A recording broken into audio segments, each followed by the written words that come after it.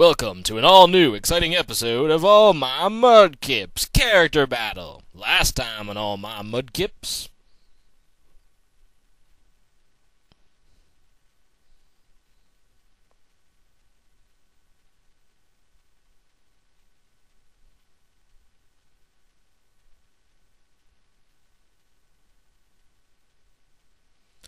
Here are the final standing. And anyway, here's your regular scheduled program. Yeah, lol. Anyway, here is a battle with Zaid, and he's from the Serebii chat room, and we have a pretty nice battle. He leaves with a Gyarados, I leave with Scizor, and that's not a great matchup, obviously, for me, so I have to switch. And I decide to go into Latias, hoping that I can, trick him with choice specs, because of my choice specs Latias. But he sets up a sub, and that's really bad. So I decided to go for a Dragon Pulse then, to hopefully break the sub, and then kill it. And he gets a Dragon Dance, and that's not really good. And he's going to miss with his first Stone Edge, and that's pretty awesome, as I get a Dragon Pulse off. And that's going to nearly take down the Gyarados. And he returns the Mishax and gets a crit, so I guess the Mishax was returned by the crit there, and Latias gets taken down after only doing one Dragon Pulse either way. So I decide to go back into Scizor. My Scizor is choice banded, so I'm hoping that I can kill it at this point, but it just barely survives. And it's going to waterfall me, and Scizor is going to survive with 72 hit points, so pretty good survive. And I'm just going to hopefully finish off with Bullet Punch, but he decides to switch into Kingdra, who takes the Bullet Punch pretty well due to the resistance. So here he switches into Kingdra, I Bullet Punch, and it does about a quarter. And I decided to go out into Tentacruel. I don't know, just because I predict a water move or something. And he does go for a Hydro Pump, and Tentacruel takes it pretty well. And I'm just going to set up Toxic Spikes on the switch here, and he goes back into Gyarados, and I'm able to set up the Toxic Spikes. And I'm just going to finish off the Gyarados now with Sludge Bomb. I'm pretty sure I can take one Stone Edge, and I do take it, and I Sludge Bomb, and I'll take down the Gyarados. So that's pretty nice. And he's going to go back into Kingdra, and actually go Hidden Power Electric, and I'm thinking I should be able to be taking a Hidden Power Electric, but now I'm starting to think that this Kingdra is choice specs. So I decide to act on my assumption and go into Steelix, because Steelix is immune to electricity, and he does switch, so that leads me to believe that I am correct in the fact that I believe it's Hidden Power Electric. So he goes into Dusknoir, and I take up this time to set up Stealth Rocks. And I decide to go out into Swellow, predicting like a Will-O-Wisp, but he just Confuse Rays, and my Swellow gets Confused Rayed, and that's kind of, whatever.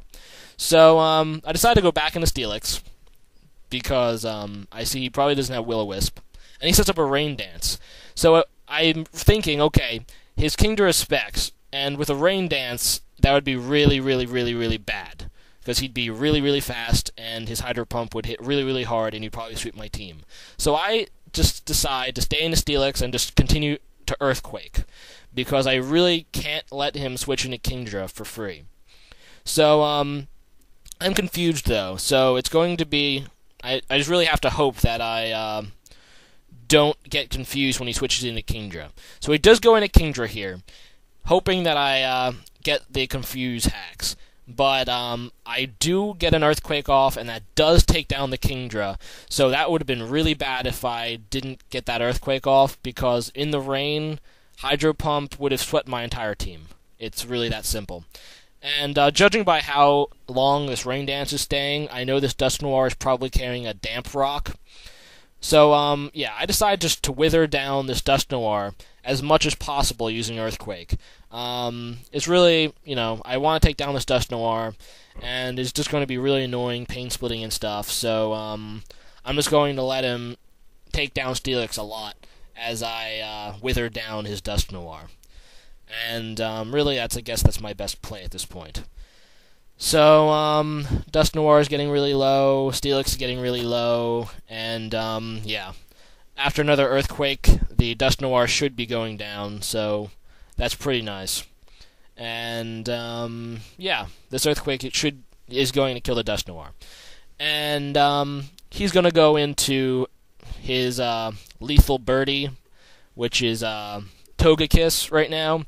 And I really don't know what the Togekiss is really going to do, so I decide to stay in and try to Stone Edge. Maybe he'll predict or something, or do something, I don't know. And he just flamethrowers and kills me. So I go into my own lethal birdie, Swellow. And Swellow's a monster. And I'm just going to Facade, and that's going to take down the Togekiss, because Swellow, like I said, is a monster. And he gets hurt by the poison slightly, and he's going to go out into Snorlax, and I'm just going to Facade again, so this is my strongest move. He's going to barely survive and get off for a turn, but unfortunately for him, I barely survive the return and the Toxic. So, his last Pokemon is Leafeon, and I'm going to be able to take that down with a Brave Bird, obviously. So, good game, Zaid. Hope to battle again soon. Rate, comment, subscribe, guys. And, just a great match. Hope you guys enjoyed it as much as I did.